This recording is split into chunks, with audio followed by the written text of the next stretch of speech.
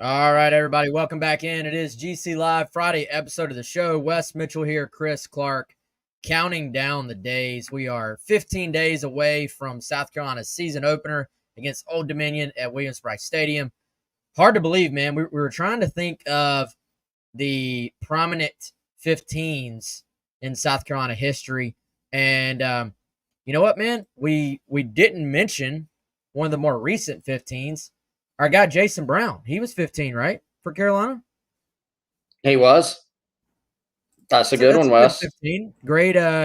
Great personality as well. Great follow on Twitter. The guy we had as a guest on 107.5, all around good dude. So 15 days away. Again, hard to believe. We're going to kind of count down the days here and dive into South Carolina's second and final scrimmage of the preseason, which is set for Saturday at Williams-Brice Stadium. And first, let us tell you about our friend Clint Hammond of CMG Home Loans, ClintHammond.com. Phone number 803-422-6797. NMLS number 71597. Of course, like we always tell you, we've been telling you for 3-4 years now. It may be longer, dude. I don't even remember how long we've been telling people about Clint at this point. But if you are in the market for a home, if you're thinking about being a first-time home buyer, if you have any questions, if you already know you're ready to buy a home, you're going to obviously, most people are going to need a mortgage.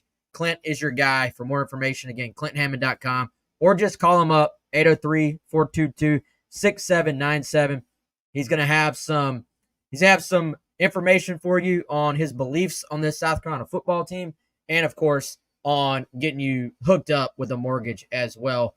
Again, welcome in. We're going to talk a lot of football today.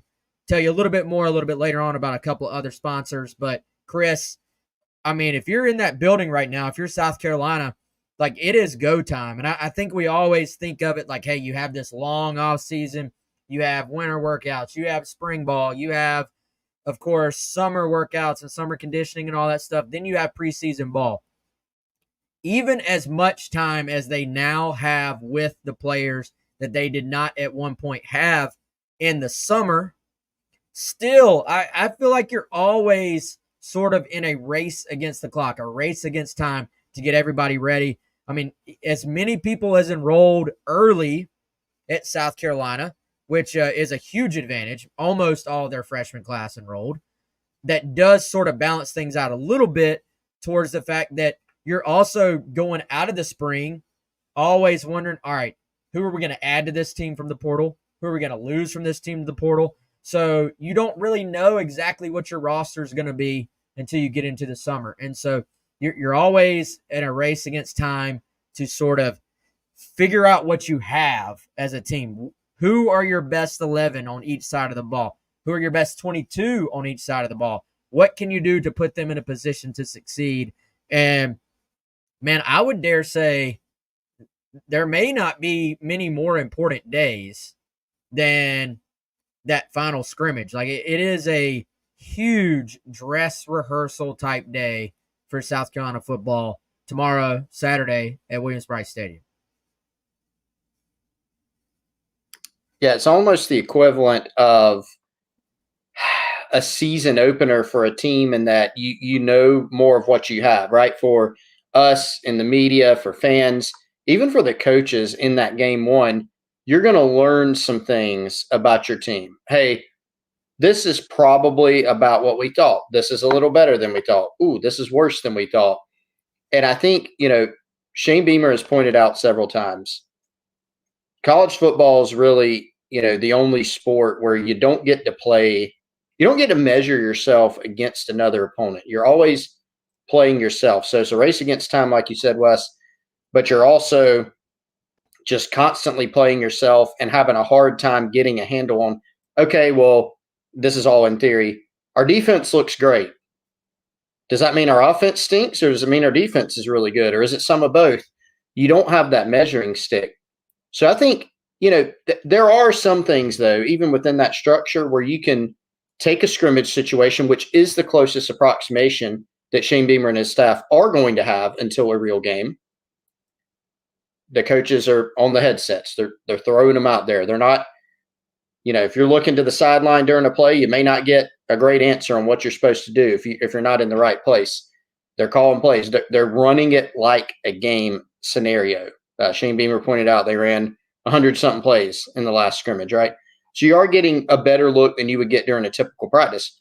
And then the other part of it is kind of narrowing things down. It's kind of a cut line in this second scrimmage because it is the last official scrimmage before you get into, fully Old Dominion prep and preseason camp. That portion of it's kind of over, and you cut down from unlimited time of players to 4 hours or so per week per NCAA rules.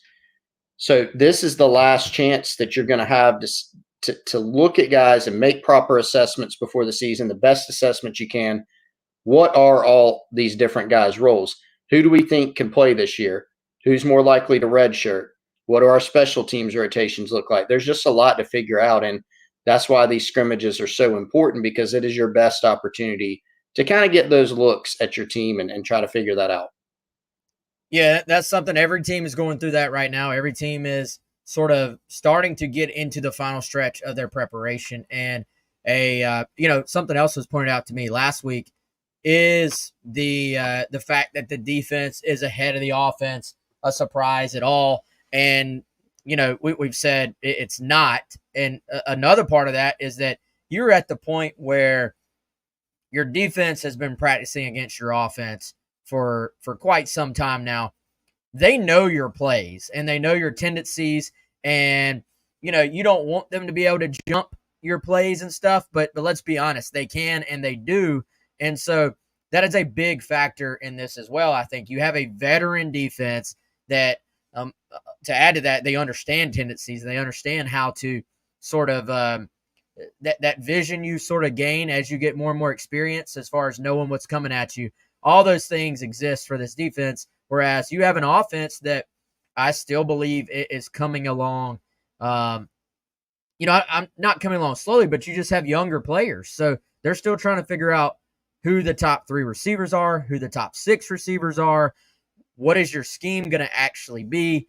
And last week was a big part of kind of taking a step towards figuring that out and seeing how guys respond, as you said, to just being out there and sort of having that opportunity to go play without the assistance from a staff member on every single play. And so I think that's important.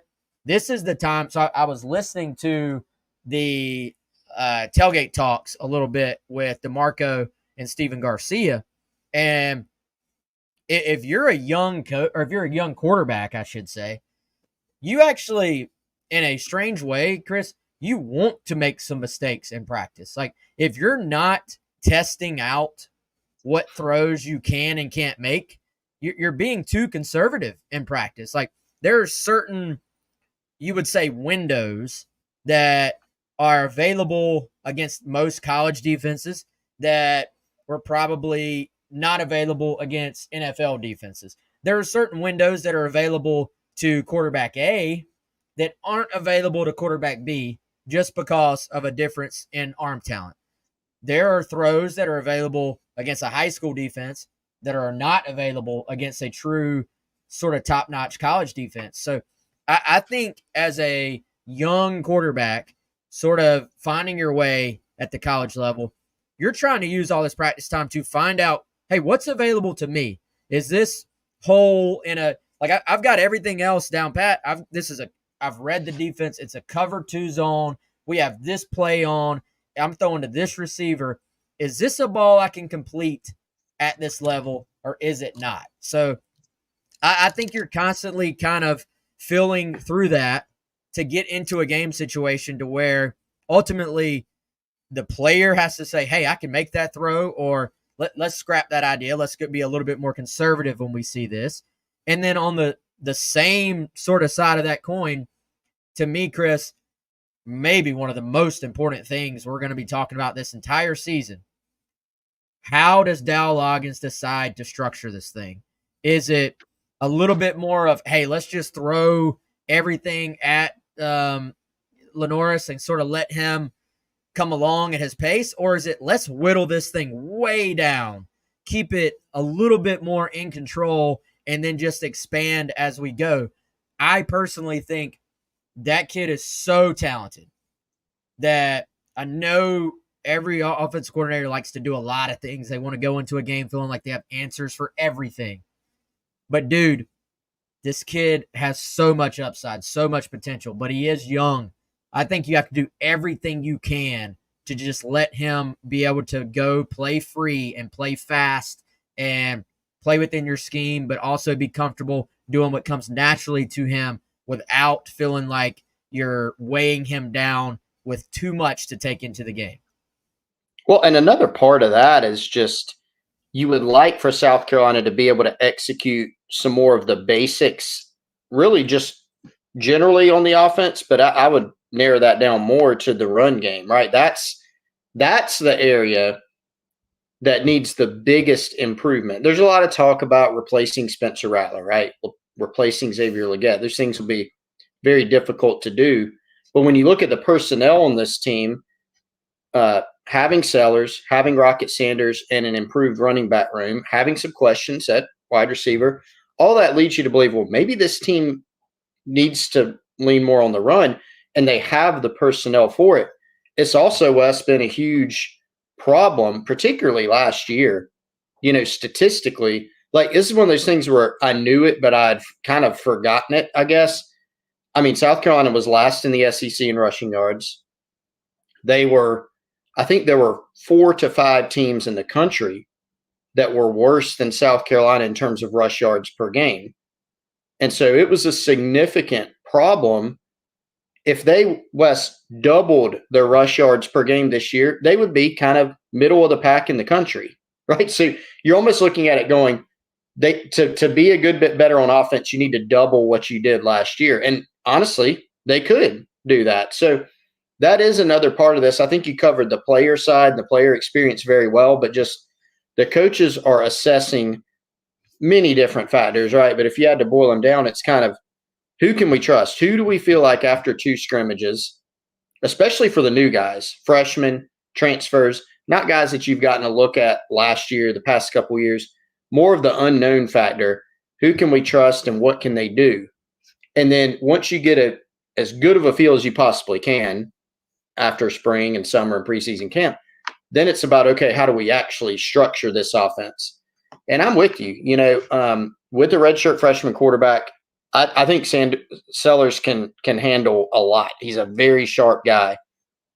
But don't you want to bring him along more slowly? Particularly, no offense to Old Dominion, you're not opening with Kentucky. You're not opening with a Clemson or a Tennessee or a Georgia.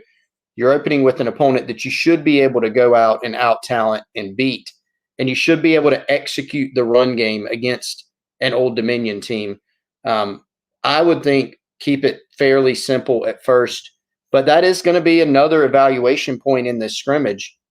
I'm sure Shane Beamer will touch on it to some degree when he talks to the media right after they get off the practice field tomorrow afternoon. What were your thoughts on, do you have a better sense of which guys are redshirting and which roles guys are going to play this season generally? And then what do you think your offense may look like stylistically? And some of that may continue to be built out in terms of how the offense looks, even in preparations for Old Dominion. Yeah, I think we look at things a little bit more big picture sometimes, but this is the time of the year where coaching staffs are starting to dial into the situational aspect of things as well. And essentially what that means is we're not just running plays. We're not just saying, all right, here's our playbook, here's 15 plays we like. It's more, what do we like on 3rd and 2 around the 30-yard line? What do we like on 3rd and 2 backed up towards our own goal line? Like I think the amount or to the extent that some of these things are scripted out, it's pretty amazing when you really think about it. Like when they get into it's goal line, but we're 1st and goal from the 10. That may be a different selection of plays than, hey, it's goal line, but we're 1st and goal from the 3, because it's a different situation. And so your passing game changes completely when you're near the goal line. Your passing game changes completely when you get even closer to the goal line, because your windows are just so compressed at that point. So a ton of this past week and then I'd imagine leading right up into Old Dominion week. And then even into Old Dominion week, it sort of gets chopped down and compressed even more in terms of what you're doing, because it's situationally, what do we like versus what they do, we think, in this situation. Now, game one, ODU is not going to know what to expect from South Carolina, much like, South Carolina is going to have a decent idea, you would think, from film last year, but they're going to have their wrinkles as well. So I think game one, yes, you're going to have some things you want to do situationally against what they do. But if you're South Carolina, to your point, Chris, don't you just, from a Carolina standpoint, like in that building, don't you really hope that you could just basically do you and that just be enough? And what I mean by that is just you control the flow of this game. If it's going to be fast paced, it's because you're making it fast paced. If you want it to just slow down and you hand the football off 10 times on the first drive, but grind it out and go down there and score, it's because you dictated how this game plays out. Because I'm telling you, I want to keep this a little bit on just South Carolina, not quite to the ODU space yet, but this is a team, if they get their way, they're going to spread you out. They're going to tempo you to death the way Tennessee does. They built their scheme based on Heupel's scheme. So that's what they want to do, which you can counteract that by just forcing a 3 and out. Like if you're just good enough on defense that they're 3 and out, the tempo game just goes completely out the window. So I think more than anything else, if you're South Carolina, of course you're going to be working on ODU. You're going to be working on situational. But I think you would love to go into this thing and at about halftime be like, we're up 17-0, and we've completely controlled every aspect of this football game. That is what you want. And I think that's what South Carolina fans, Wes, are honestly starved for in an opener. I've said this several times, I think, but you think about the 2021 and 2022 openers, they were wins.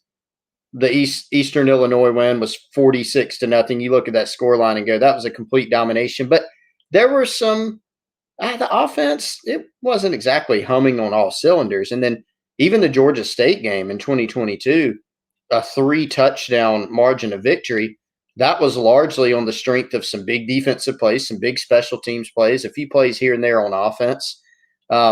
That game, the defense gave up, 200 rushing yards, 175, 200. Didn't look very sharp on offense. Remember what Spencer Rattler said after that game? He was just very kind of unsatisfied with how the offense played. Gamecock fans want to see very quick evidence of a rebound, right? And even if you go out and dominate this game, there's a lot of work to get done to get bowl eligible and turn around and go win a bunch more games than you did last season and get things back on the right track and right trajectory. But they want to see that early. They don't want, there's been a lot of jokes lately about going to overtime with Old Dominion or, being tied at halftime or in the fourth quarter. People want to go out and see that. And I think that's part of it. Lean on your strengths, or what should be or could be your strengths. Go out, control things, run the football. Let's see some early evidence that A, you can run the football more effectively this year, and B, that the defense is ready to take that big step forward. Well, Chris, if they want to see any of that stuff, they have to either watch the game on TV, but if they want to go to the game, they have to get a ticket. So let's go ahead. Let's welcome back for this season our friends over at Game Time and the Game Time app. If you want to go to the game and you don't have your tickets yet, you can dial it up right now. That's the Game Time app and any of the app stores. Of course, gametime.co is the website, and I've actually used this app several times, not just for football tickets. You can use it for a concert, use it for MLB. I've told this story several times here in the past, but I basically, me, my wife, some friends, we said, if the Braves are ever in the World Series, we're going. And so a few years ago, the tickets were sold out instantly, of course. So we went to the aftermarket apps.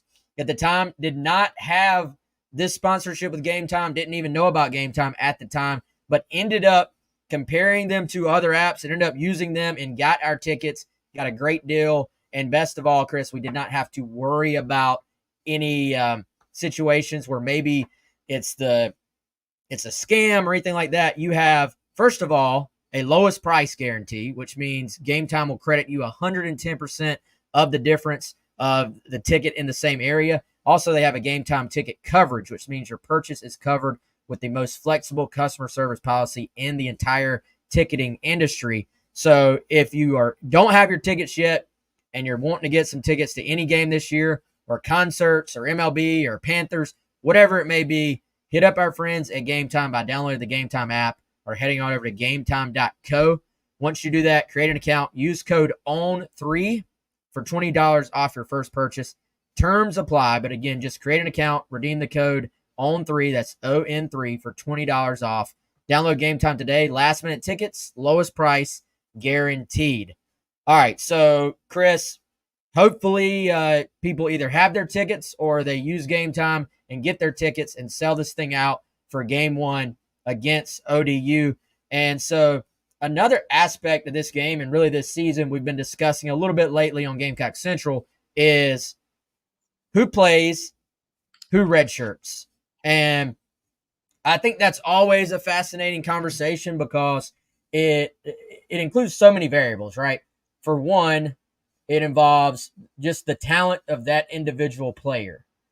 Two, it involves the depth chart and the plan at the position they may be at. You may come in one year, the same guy, same talent, same ability, and it's a situation where that guy plays.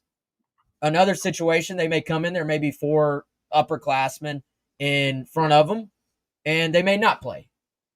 So I think for South Carolina, it's kind of an interesting mix because I look at this roster, and especially because of what they did in the portal and the guys returning on defense, to be specific, there's a lot of guys back that have played college football, whether it's at South Carolina or elsewhere. But then I still start going through these 15 freshmen who, like I said earlier, many of which came in for spring ball. And I still think a bunch of these guys are going to find their way on the field, even if for some of them it's a little bit more of a situational or rotational or reserve role. Yeah, and you could include obviously special teams in there, right? I mean, there's a couple or a few guys from the freshman class where you go, I don't know if there's going to be a lot of position reps for them. Maybe they're not in the top 4, or they're kind of on the cut line of being in the top 4 at their position. But you look at him and say, well, he's got a special team skill set. And maybe that ends up being a guy that Joe DeCamillo says, I really trust that guy. I really like that guy. I want him on punt return. I want him on punt block. I want him on kick return, whatever it may be, kick coverage, and he wants to throw him out there. And so, it is interesting because South Carolina, obviously, in the 2024 cycle, the way numbers are, transfer portal in and out, you can sign pretty big classes now. Remember back in the day, Wes, when we first started covering recruiting, if a school had 30 prospects in a class, you're just going, what is going on? Remember, it was called oversigning. Houston Nutt would do it at Ole Miss. It'd have these, you thought they were these giant classes. Well, now a school has 30, 35 commits, just another recruiting cycle, right, because of the portal. So the Gamecocks bring in, you gave the number earlier today, Wes, 14, 15 high schoolers? Is that what it was? Yeah, 15. It's 15 freshmen. 15 freshmen from the high school. I can count, which is debatable, but. Same here. 20 guys, 20 scholarship guys from the portal. So that doesn't even count, actually, a Davis Bevel, who's been in the mix as a backup quarterback. Buddy Mack, who was a scholarship player at Pitt and was a preferred walk-on coming back over to South Carolina and could factor in on special teams or maybe in the mix at safety. So really you bring in 20 to 22 guys, if you want to look at it that way, from the portal who could all play roles. And so there are levels, there are guys that have a really good chance to start from the freshman class, whether it's game one or at some point during this season, all the way down to guys where you go, he might not hit the 4-game threshold to, hey, maybe he will. It's kind of debatable. I do think that when you look at the freshman class plus the transfer class, it seems like more of those guys are on the side of he's going to play more than the 4 games when you're thinking about freshmen. And there's a lot of them that are going to play really, really big roles on this team. How many guys from the freshman class are starting week 1? You know, Wes, I'm going to pull up your recent GamecockCentral.com article to just kind of give me a little. It's got the list of all the freshmen right there, predicting which red shirts. How many freshmen? Do you have a thought right off the hand? Right off the top? Yeah, I do. I had a gut feel. Deals, by the way, if you're not a subscriber, use the code SCAR1, $1 for 2 months on GamecockCentral.com. We'll tell you a little bit about another deal here in a moment. But Chris, again, I'm not asking how many start eventually this year, which might actually be a different answer. Yes. I'm going with Travis though. The two in mind for me, Josiah Thompson and Mazio Bennett. I think those are the two that have the best chance to start game 1. You know, would Stewart have started? Stewart would have started last year. Like, this goes back to kind of your situation and who's in your room, all those things. I tend to think Gilbert Edmond, what he's done since he got back, like, this guy has been, from what I've heard, like, kind of hell-bent on reproving himself and kind of making sure everybody accepted him coming back by, like, just working his way back. Kyle Kennard, I kind of feel like Kyle Kennard is going to be one of those guys that just kind of quietly has a really, really important year for South Carolina. Chris, I had one of my scouting buddies say Kennard sets the edge against the run as good as about anybody South Carolina has had, like, in recent memories. And that's one of those things. It's not like you're not in the stadium like, hey, man, did you see that guy set the edge? Look at that. Yeah. You know, Preston Thorne may be sitting there seeing that, but 99% of the people aren't noticed. But I promise you, Clayton White, Sterling Lucas, probably Travian Robertson too. Like, those guys are probably like, they notice those things because it makes life easier on everybody else. And so I tend to think, I think Dylan, you know, we know is a stud and a budding superstar at some point. But I think that kind of lets him come along at his own pace. Those two guys do. So it does sort of feel like, now, even that word start, are they in 2 tight ends? Are they in 3 wide receivers? Like with Mazio, I mean, well, I'm more, how many freshmen will be first string on that first depth chart? Like, I think Mazio and Josiah are probably the 2 guys that had the best chance. I mean, maybe a Dylan. Past that, I think most of the other freshmen will be guys who are just sort of rotated into the mix at some point in the game and at some point in the season. Yeah, that's exactly where I'm at. That's where my head went, was to Mazio Bennett being the most obvious, I thought, even more obvious than Josiah Thompson. But I do think Thompson probably has a leg up in that left tackle race, so you'd pick him right now. Stewart was the other one that came to mind, but, I mean, you laid it out perfectly. I'm just basically restating it. I think the presence of those other more veteran guys that you mentioned, that's the reason why, you know, I mean, Kyle Kennard, right? He has played in 42 games and started 20 over the course of his career. So, you know, I mean, there's just guys that have a little bit more experience, and that doesn't mean Dylan Stewart's not going to play a ton. I think he is going to play a ton. Heck, maybe midway through the season or by the end, maybe he's gotten his feet wet and he's got everything under him and he's played well enough to where the staff's like, "Phew, this guy deserves to start." Or maybe they just have a really good rotation of guys, which we know is kind of their goal, right? So I think it could end up, with more guys by the end of the year. But those are the two that I would pick right off the bat. Yeah, and we've all seen it. Some guys just kind of refuse to be denied, right? And it's just like you framed it up. By the end, it's like, all right, um, we gave the guys with experience kind of the first opportunity, but this guy just has played too well not to get that start. And we see that all the time. Somebody, Carl said not Smith. I'm guessing Michael Smith. He's talking about, yeah, I think we know Michael Smith is going to play.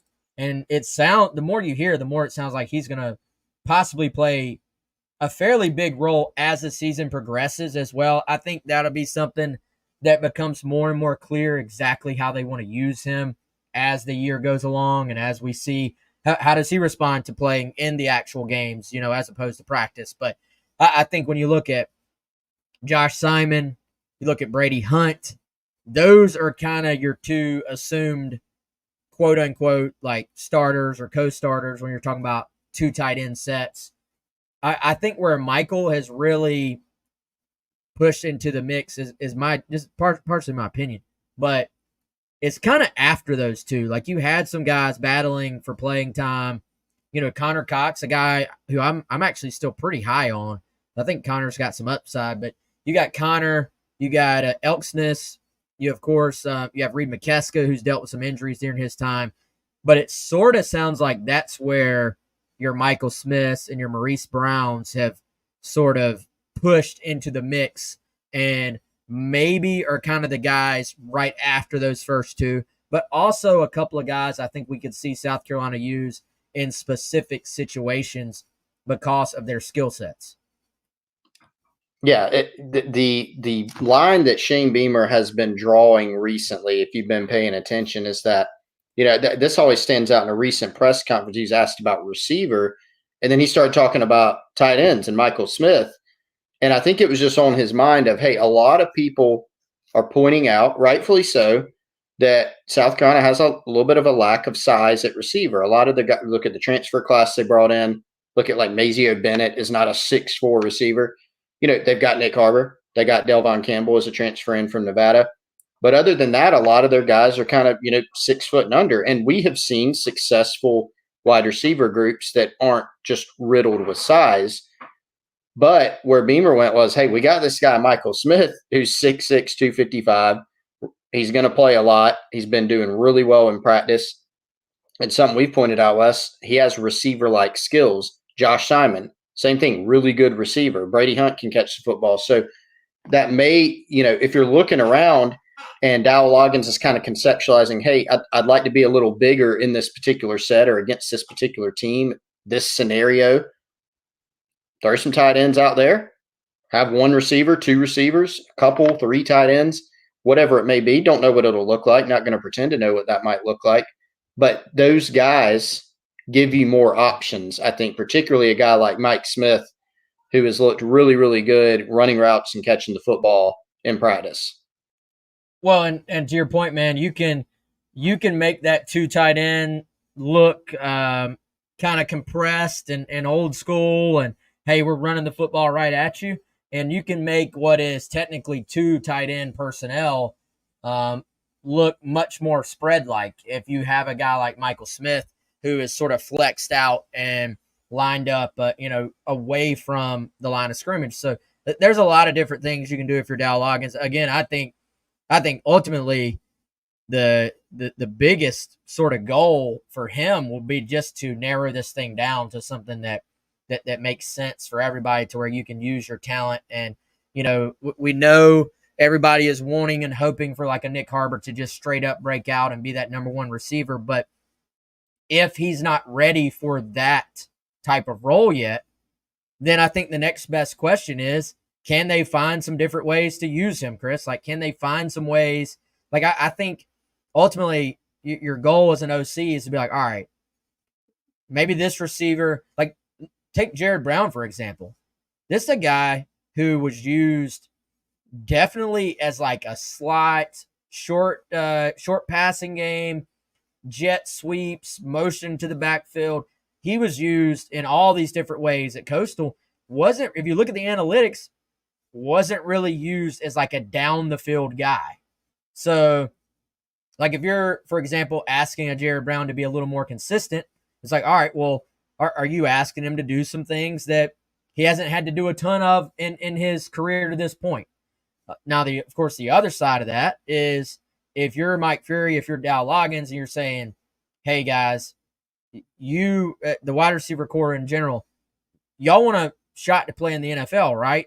Well, in the NFL, if you're going to be a starter, you better know the whole route tree. It can't be, hey, I'm just this. I'm just situational in terms of that.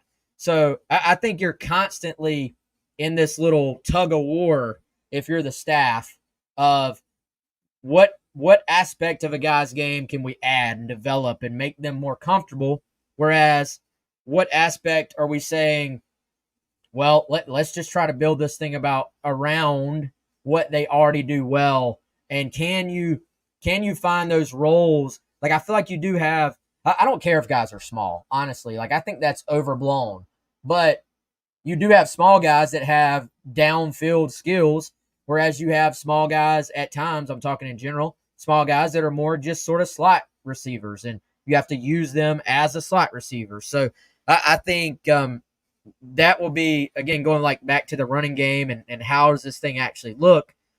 As like a football nerd, like I'm most excited to see that against ODU. Is like, what does this thing truly look like, and how are they using these different receivers? And then which receivers do they just say, hey, we're going to use them a little bit situationally, but in enough ways that they can impact the game on the field? Yeah, that will be. I mean, so many fascinating storylines just with like personnel usage and the offensive scheme. I think those things are super interesting as we monitor this season. You said something else that made me think back to the freshmen too, Wes. And when you're thinking about integrating players, and let's see, what does Nick Carver do best? Let's go with that. What can Delvon Campbell do for us, even if he's maybe not going to be one of our top snap getters? Michael Smith, same thing. How do we use him at tight end? A lot of very interesting questions there. Ultimately, the coaches are going to want to play the guys that they can trust the most, no matter their size, right? But there are going to be situations where you want to play matchups. But when you're thinking about the freshmen, I think a difference in this year and last year was a lot of the freshmen that we have talked about. So I think of Dylan Stewart, Josiah Thompson, Amazio Bennett, Michael Smith. These are not guys that we're talking about in the context of, well, they're probably going to start, and we'll see how that goes.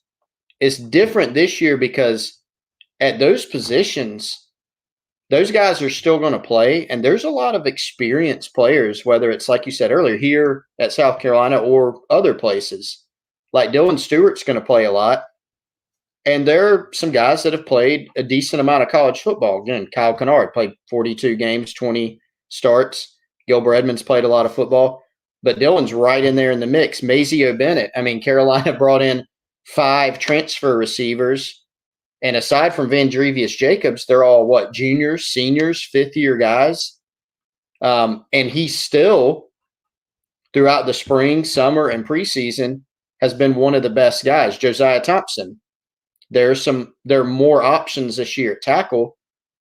He's not being kind of projected right now to be the guy because, well, there's just not really anybody else. No, he's kind of earned it and been the best guy. So I think that's, for several guys, a key distinction from last year and really a positive. Now, will those guys still have freshman moments? I'm sure.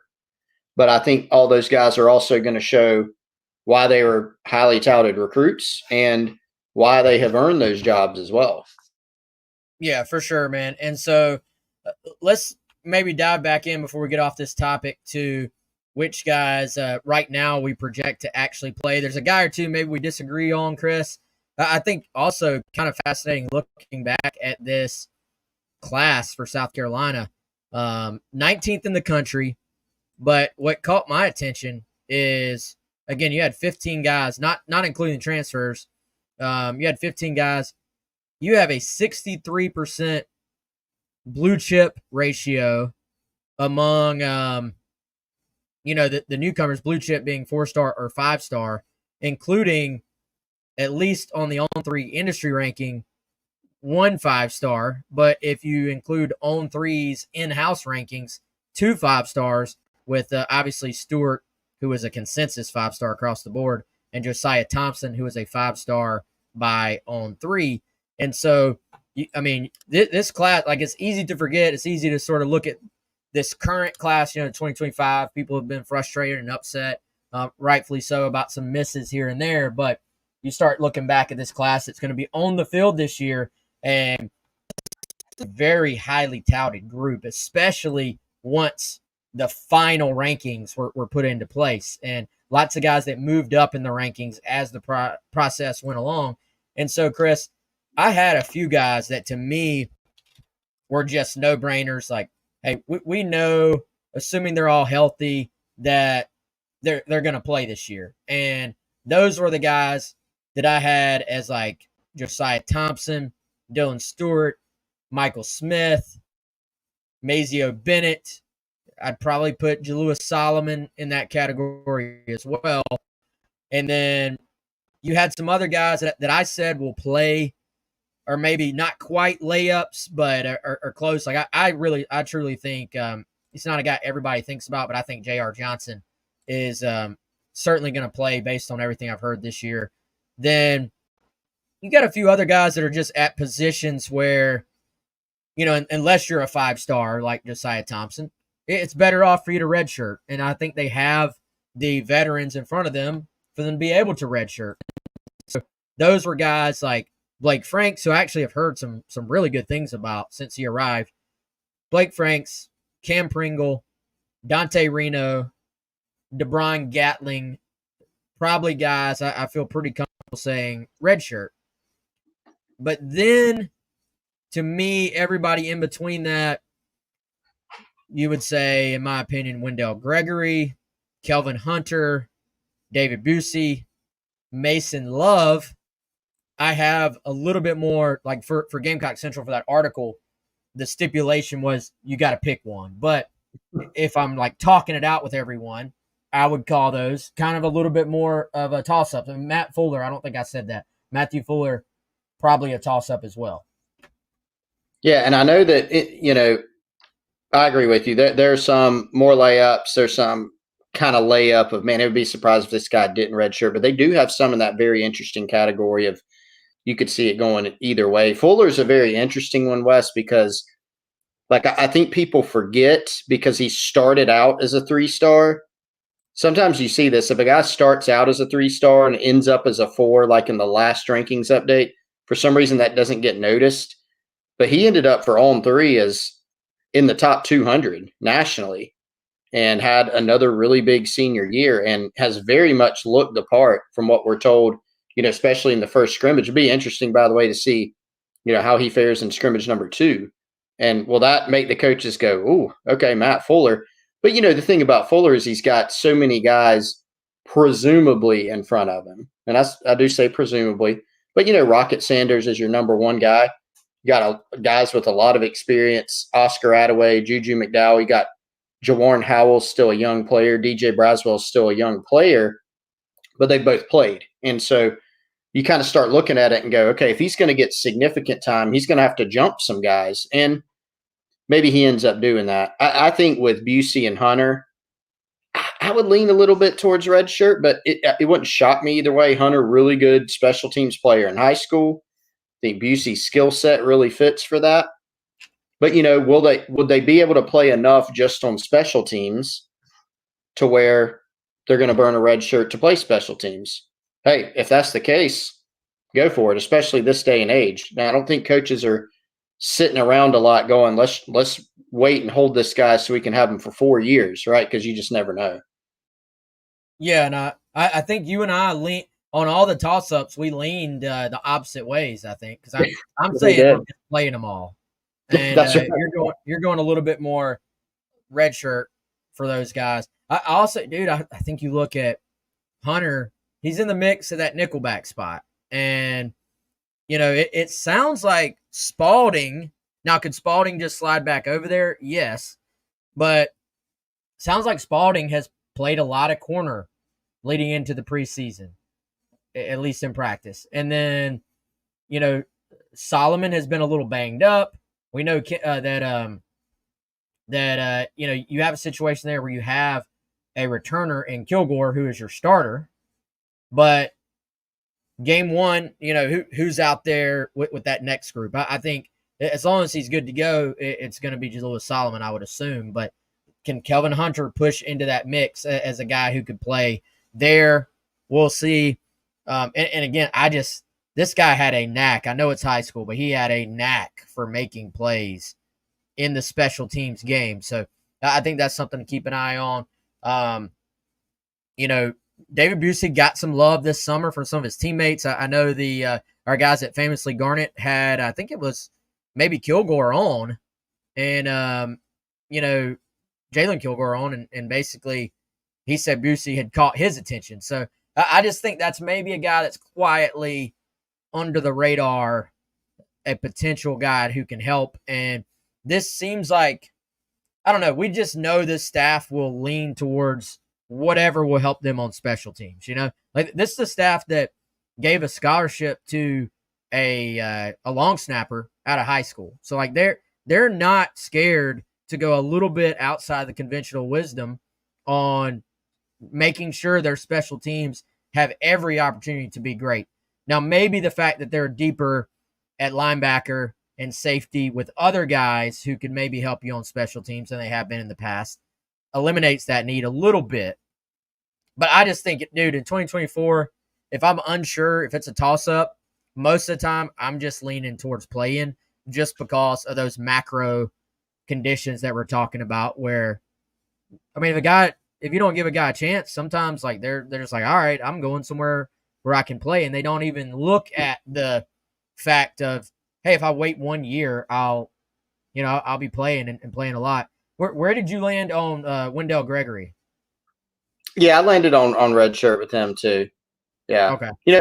Worked some Wes at edge in practice recently, which On Three actually had him ranked as an edge out of high school, although the staff recruited him as a linebacker. So, yeah, I've got him as Redshirt, although talented guy, very athletic, can do some different things for you. But I just think whether you think about in terms of edge or linebacker, some experienced guys, ahead of him. And so maybe he's one of those guys that pulls down some snaps if they get an opportunity later in games. Maybe he pulls down some special team snaps, but certainly not an indictment on his talent level because I was pretty high on him out of high school. But that's just what I think it kind of adds up to right now as a red shirt for him. Yeah, that dude had phenomenal high school film. Like I was a little shocked On Three went with edge for him. Like I get it because he does have some length to him and that kind of first step. But dude, if I remember right, he was like carrying with tight ends 25 yards down the seam. And it's like one play he's flashing into the backfield and making a sack. The next play, he's covering a guy 25 yards downfield. And you're just like, this guy looks like a true SEC linebacker to me. So I'm very interested to see what his career arc will look like at South Carolina. And let's see, a couple questions. Craig said, what happened to Brubaker? Is he a backup center? Yeah, I think he's probably listed on a mythical depth chart as your backup center. At the same time, I think Torricelli Simpkins III is probably the guy in reality. Like if Torricelli is your starting right guard, he'd be listed as that on the depth chart. Vershawn would be listed as your starting center.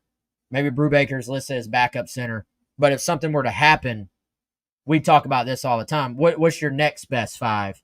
I would imagine, and we're making some assumptions here, but Tro Ball probably enters the game at that guard spot, and then Torricelli slides over to center. I think Torricelli, so much experience at center, such a bright kid, like just heavy, just football experience that he brings in. I tend to think that he is your actual backup center if something were to happen. Carolina Titan asked what's going on with Solomon. Not anything serious, I don't believe, but I just know one of those practices was that the Sunday practice, Chris, the last one that Yeah, yeah. he was held out Just on the side. Yeah, Justin Blue didn't look too serious to me. Don't know for sure. Don't know what it was, but he was around and warm ups and everything, and didn't look to be anything serious. Yeah, so I don't think that's something for y'all to worry about. Tell you what, man. Before we get out of here, Chris, why don't you tell everybody about this other deal we got for them? Oh yeah, it's an outstanding deal. Come on over, GamecockCentral.com. If you want to hang out with us like all the time, not just here on the show, come on over. Kickoff sale, 50% off a new annual membership. So if you're not a member and you want to come check out all the content on GamecockCentral.com that we got going up daily on football, recruiting, always basketball, baseball, all the off-season stuff, recruiting, Kickoff 24. All you got to do, go to GamecockCentral.com on your phone or on your computer. Look at the top right. You'll see where you can join. Click there. Fill out just a little bit of info and then put in promo code Kickoff24. That'll get you 50% off your first year with us. Great way to support what we're doing. Make sure we can keep it going, and a great way to get yourself access to all the content that we do all the time. Yeah, and then of course, like I told y'all earlier, or like we've told you before as well, in case you missed it, if you'd rather sign up, you can do $1 for 2 months with the code SCAR1 SCAR1. If you like the show here, but you're not a member, we'd love to see you come check out what we do on the daily on GamecockCentral.com. Had a quick question here. I want to make sure we hit. There was actually a question earlier we missed. It was asking, what does the depth look like at safety? And Chris, I think that's a spot where it's maybe not to the extent of what they're building on the D-line or linebacker, maybe even corner if they get what they think they're going to get out of like Judge and Vicari and Emory Floyd. You, of course, have David Spalding in there as a guy who could go play some too. Maybe not quite to that level. I think they have a couple of guys. We were told earlier this week, hey, watch out for Gerald Kilgore. Like he's in that top group in terms of like the rotation, the two deep. We know DQ Smith will start. We know that Nick Eamon-Warrior will start. I sort of, in my own personal like headcanon, have kind of had Gerald Kilgore and Peyton Williams as the two backups.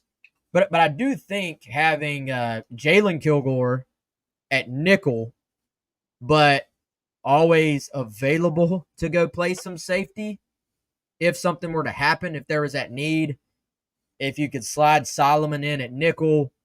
Like, to me, if somebody were to have to miss, knock on wood, extended time, Kinlaw, I keep wanting to call Kilgore Kinlaw for some reason. I don't know why I have Kinlaw on the brain, but Kilgore, the Jalen version, would be a guy that has the versatility and has been kind of a safety at heart anyway when he came in. Like that's very helpful depth and versatility that to me makes you feel a good bit better about that group. Yeah, that's a great point. The positional versatility of having, the interesting thing is DQ Smith, Nick Eamon-Warrior, Jalen Kilgore, they've all played safety and nickel. But it looks like they want Kilgore to be the nickel.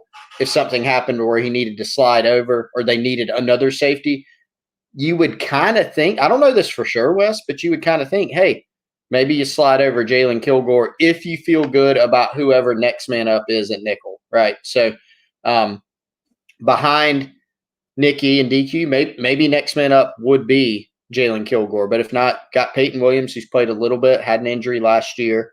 You got Gerald Kilgore. Seems like the staff has been pleased with his progress. And then a couple freshmen as well, right? So I agree with you. Not what you've got, say, at defensive tackle where you've got, God, it really seems like, and don't take this to mean best defensive tackle group in the nation. Don't just say it. Just say it. They do feel like they've got 6 guys that they're going to be able to, if they want to or need to, rotate in and out of there without having a lot of drop off from, number 1 to number 6. So they don't have that at safety, obviously, and that's not typical to have anyway at any particular position. So really good for defensive tackle. Yeah, maybe a little bit more of a question at safety as to what would happen if something happened to a starter.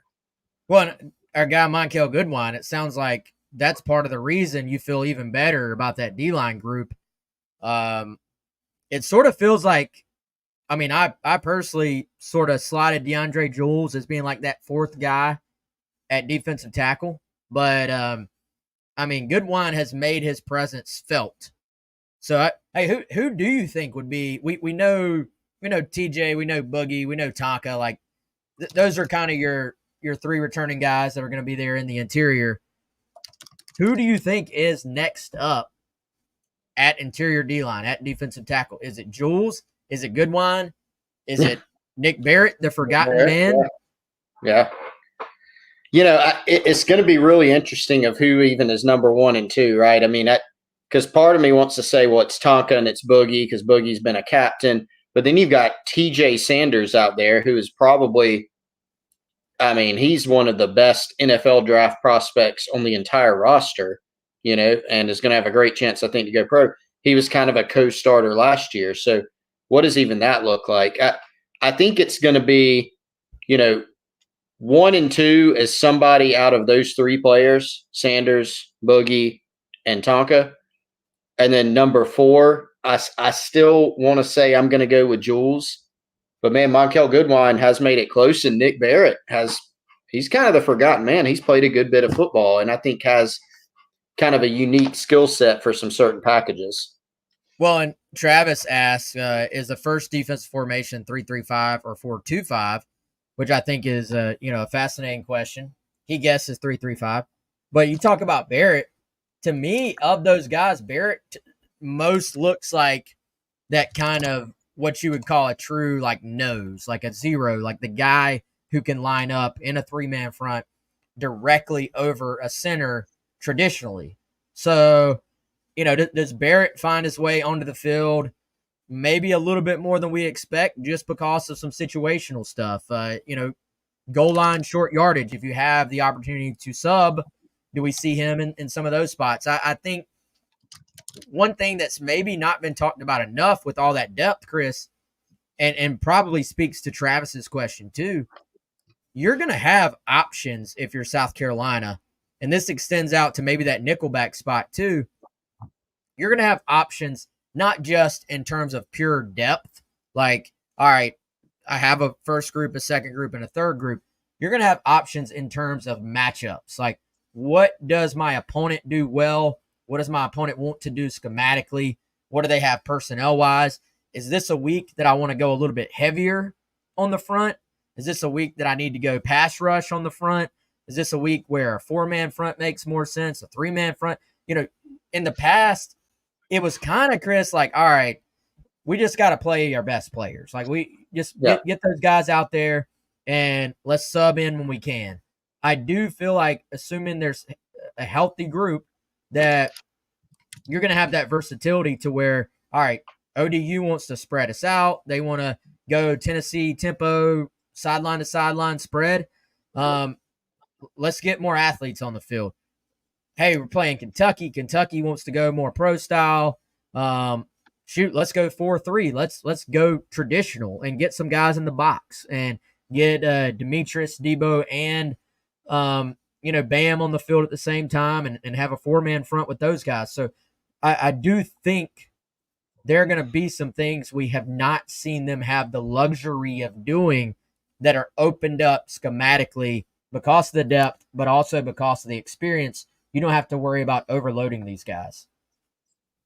Yeah, it's a great point. It is more of a luxury this year. I mean, you look at last season, I mentioned how TJ Sanders was kind of a co-starter last year. Tonka and Boogie played the most snaps at defensive tackle, but they were pretty closely followed by TJ. I'll be interested to see, are there, 4 guys who are closer, 5 guys, even 6, and that everybody's snap count kind of goes down because, the defense, and it happened, I think, at all levels of the defense, Wes. Edge, defensive tackle, linebacker, even in the secondary, you look up in some games and you go, so-and-so in the secondary played 80 snaps, against a team like Tennessee that plays tempo. You look on the D-line and say, well, this defensive lineman played 60 snaps. Carolina got worn down in some games and as the season went along as well. So the hope is that can help you be more productive and stay more healthy. Yeah, and you certainly get the feeling, Chris, that they are leaning heavily towards just truly rotating all those guys and not having your starters play as many snaps. But we'll all find out what that looks like in reality. Again, I wouldn't even say week 1. I don't know if that will tell us that much about the rotation. I think week 2, week 3, when you start playing SEC teams, that's when you'll really get a great idea of what that looks like. So, all right, y'all, that's going to do it for Friday. We will, of course, at some point early next week have reactions on what we're hearing from the second scrimmage and final scrimmage of the preseason for South Carolina football. Of course, Shane Beamer set to speak. I just got an email hour or two ago. Looks like that press conference on Saturday will be around 6 o'clock after that scrimmage, a little bit later than last week. So not live streaming from what I understand. So be on the lookout for complete coverage and then a video posted afterwards on GamecockCentral.com, which again, if you use that code kickoff24, you can get 50% off your first year, or use the code SCAR1, SCAR1. You get $1 for 2 months there on Gamecock Central. Hopefully we see you over there. If we don't, we'll see you back here on our YouTube page and all of our podcast platforms for GC Live. For Chris, I'm Wes. Y'all have a great weekend, and we'll talk to you